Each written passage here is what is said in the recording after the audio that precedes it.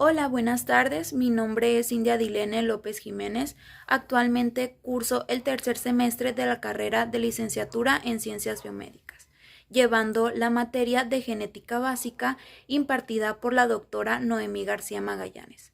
En el transcurso de este video se estarán abordando diferentes temas, tales como la herencia autosómica recesiva, autosómica dominante y al igual también las enfermedades mitocondriales y por ende algunas enfermedades ligadas a la herencia. Y por último, les hablaré acerca de los cromosomas, sin dejar de lado algunos de los conceptos más relevantes para lo que es la herencia.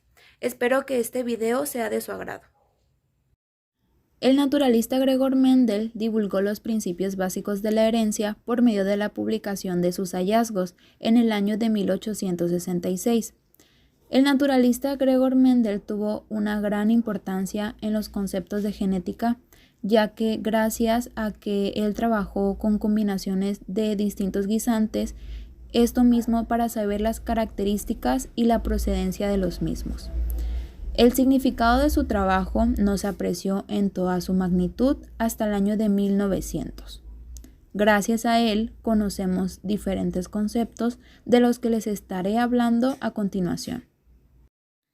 Como punto principal tenemos la herencia, que es el proceso en el cual un padre le transmite ciertos genes a sus hijos, es decir, que va a ser la apariencia de una persona, tal como lo es la estatura, el color de cabello, el color de la piel e inclusive el de los ojos. Todos estos caracteres van a estar determinados por los genes, aunque cabe mencionar que esta determinación también podría dar aparición a otras características que no podemos ver a simple vista y que estas mismas pueden ser afectadas, igual dadas por la herencia. Tal es el caso de la probabilidad de contraer ciertas enfermedades, la capacidad de la mente, inclusive por otro lado los talentos naturales. La definición de gen varía según el contexto, de manera que su definición cambia a medida de que exploremos los distintos aspectos de la herencia. Pero para nuestro uso actual, en el contexto de los cruzamientos genéticos, definiremos al gen como el factor hereditario que determina una característica, sin dejar de lado que es una pequeña región de ADN que ayuda a determinar una característica, como se mencionó anteriormente. Por otro lado, tenemos a los alelos, que estos son una de las dos o más formas alternativas de un gen, es decir, las combinaciones. Al igual también tenemos al locus, que este es el lugar específico ocupado por un alelo en un cromosoma. Al igual también tenemos al genotipo, que es el conjunto de los alelos que posee un organismo individual.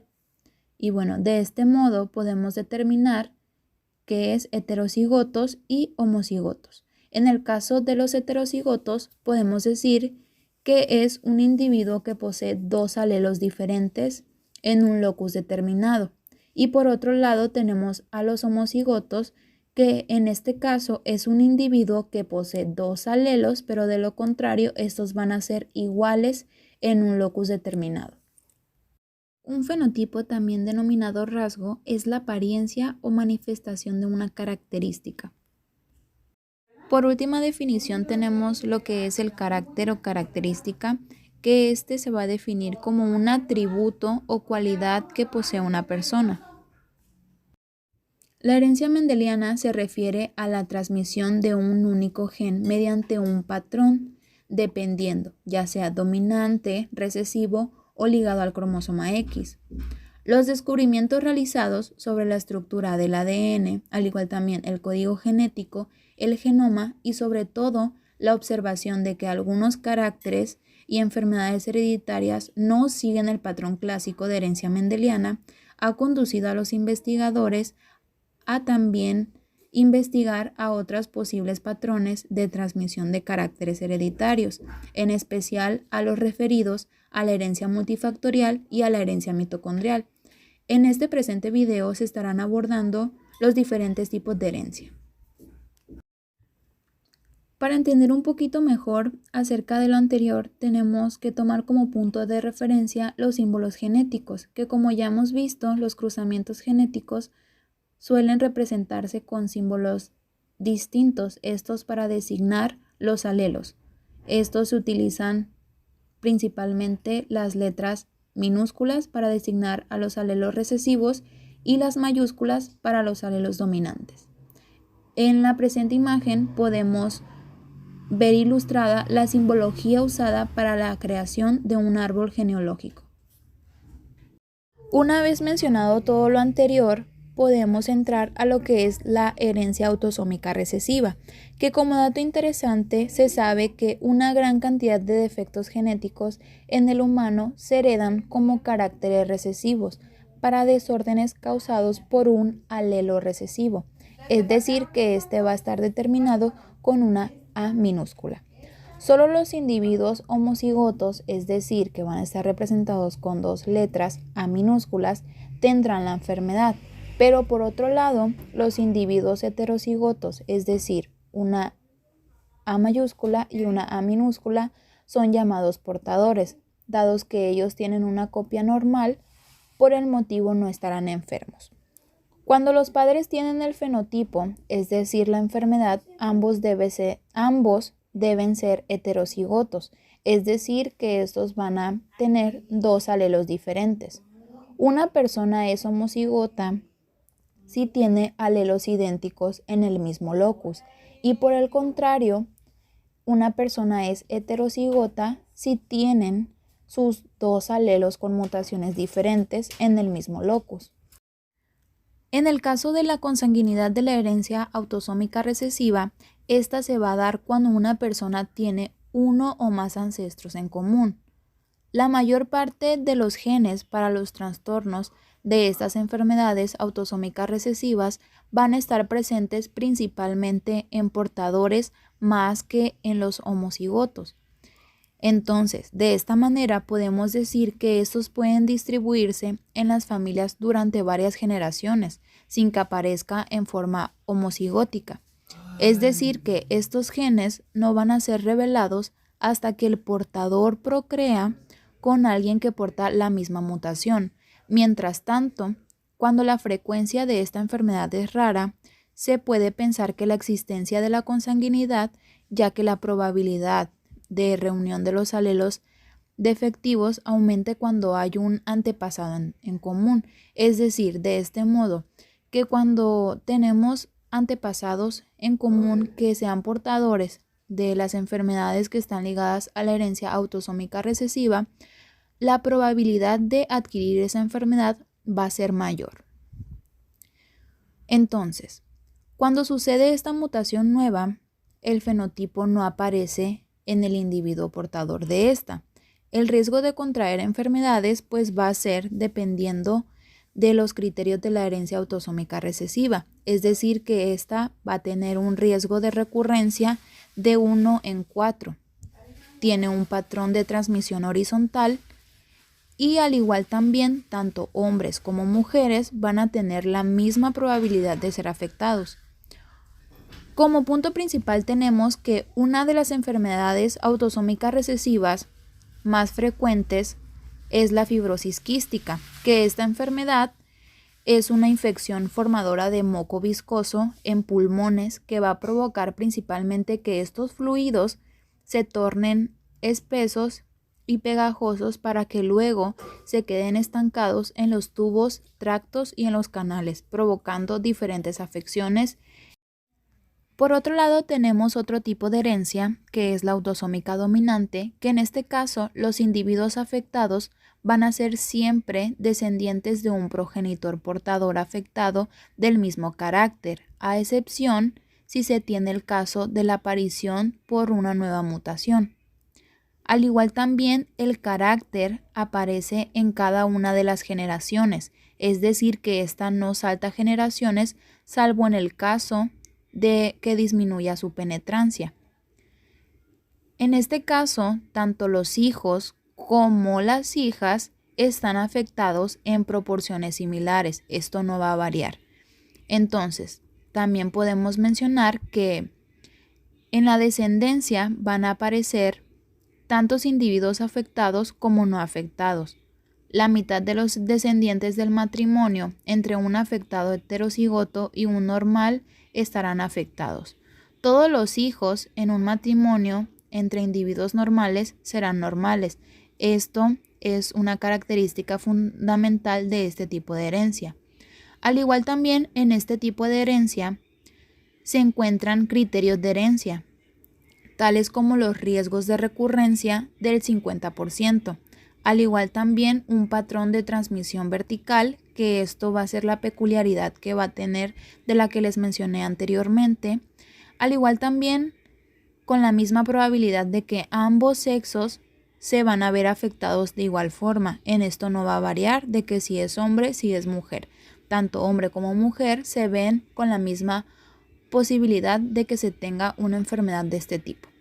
Entonces, igual también la transmisión se genera de padre a hijo. Por mencionar alguna enfermedad que es una enfermedad más común en este tipo de herencia autosómica dominante, es la acondroplasia, que esta enfermedad se caracteriza por ser un tipo muy común de enanismo, que en este van a presentar los miembros más cortos de lo normal.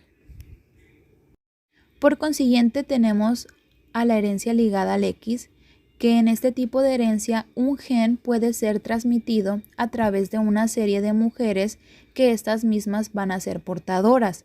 Si esto ocurre, los varones afectados en un grupo familiar se relacionan a través de las mujeres. En este caso, podemos decir que las mujeres heterocigóticas generalmente no están afectadas, pero algunas pueden expresar la alteración con gravedad variable. La indicencia del riesgo va a ser mucho mayor en hombres que en mujeres. Esta es la característica principal de este tipo de herencia. Al igual también, el gen responsable de la alteración se va a transmitir de un varón afectado a todas sus hijas. Es decir, que en este caso, cualquiera de los hijos tiene una probabilidad del 50% de heredar este gen mutado por la enfermedad. Pero el gen nunca va a ser transmitido de un padre a un hijo varón, sino que el varón afectado va a transmitir el gen mutado a todas sus hijas. Algunos casos frecuentes, o más bien un caso frecuente, sería el matrimonio entre una mujer heterocigótica y un varón normal. En este caso, los individuos afectados generalmente son descendientes de progenitores normales. En el caso de la familia paterna, todos los individuos son normales para dicho carácter. Pero en el caso de la familia materna, a menudo se encuentran hermanos varones u otros familiares varones afectados. Al igual también, los individuos afectados son generalmente varones. Y, por mencionar una característica más, en la descendencia, 1 de cada 2 varones estará afectado y 1 de cada 2 mujeres será portadora. Esto por mencionar un caso más frecuente que se puede presentar esta enfermedad ligada al X. Al igual también entre las enfermedades más comunes que son de la herencia tipo ligada al X, podemos determinar que pueden ser el daltonismo, la hemofilias A y B, al igual también la distrofia muscular de Duchenne y al igual también por último la incontinencia pigmentaria y entre muchas enfermedades más, pero esto solo por mencionar algunas. Por otro lado, tenemos a la herencia ligada al Y, que esta se da cuando un gen mutado que causa el trastorno se encuentra en el cromosoma Y, uno de los cromosomas sexuales que posee el hombre. En este caso, pues sabemos que el hombre posee 2 cromosomas distintos, que es el X y Y. Entonces, esto se va a presentar debido a que solo los hombres tienen un cromosoma Y. En la herencia ligada al cromosoma Y, una mutación solo puede transmitirse de padres a hijos. Algunas patologías ligadas a este tipo de herencia genética son la infertilidad por cromosoma Y o algunos podrían también causar síndrome de Schleyer. Por otro lado, tenemos a la herencia extranuclear, que esta herencia también es denominada como herencia extranuclear o citoplásmica, que en estas enfermedades van a estar ligadas principalmente a organismos eucarióticos que tienen información genética espacial separada del ADN. En este caso serían las mitocondrias y los cloroplastos, que estos contienen sus propios genomas, por los que son exclusivamente heredados de forma materna y no de una manera mendeliana. Esta es una característica peculiar de este tipo de herencia. Al igual también la herencia de rasgos mantiene genomas extranucleares llamado herencia extranuclear. Por otro lado tenemos a la herencia mitocondrial, que ésta se debe a alteraciones en el material genético que contienen las mitocondrias. Y bueno, las mitocondrias son estructuras en cada célula que nos van a ayudar principalmente a convertir moléculas en energía. Durante el desarrollo del cigoto, las mitocondrias proceden del óvulo. Por este motivo, solo las mujeres pueden transmitir mutaciones mitocondriales a sus descendientes, es decir, que las enfermedades vinculadas a mutaciones en el ADN mitocondrial pueden aparecer en cada generación de una familia y afectar a ambos sexos. Una patología que se transmite mediante este patrón es la neuropatía óptica hereditaria de Leber, que provoca la degradación de la retina. Por último, pero no menos importante, tenemos a la herencia multifactorial, que este tipo de herencias pues se va a caracterizar a la suma de los factores herencia-ambiente, que se le conoce como herencia multifactorial, que puede incluir factores tales como lo son la altura, el peso y la presión sanguínea. Los desertores multifactoriales más comunes son las malformaciones congénitas, es decir, defectos cardíacos, pie equinovaro, espina bífida, miopía, asma, alcoholismo, entre muchos otros más. Los rasgos multifactoriales son causados por los efectos combinados de múltiples genes y al igual también de factores ambientales. Los genes y los factores ambientales que afectan un rasgo multifactorial pueden variar entre los individuos o poblaciones, dependiendo.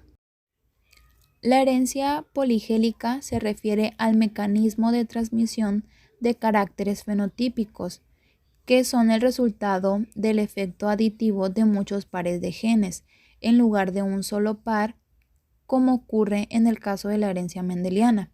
A diferencia de la herencia mendeliana, en la que el carácter está presente o no está presente, es cualitativo.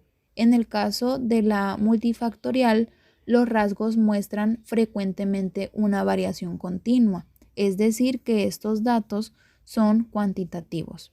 En el caso de los rasgos cuantitativos, son aquellos que, como su nombre lo indica, pueden ser medibles, como lo son la altura, el peso y el nivel de colesterol.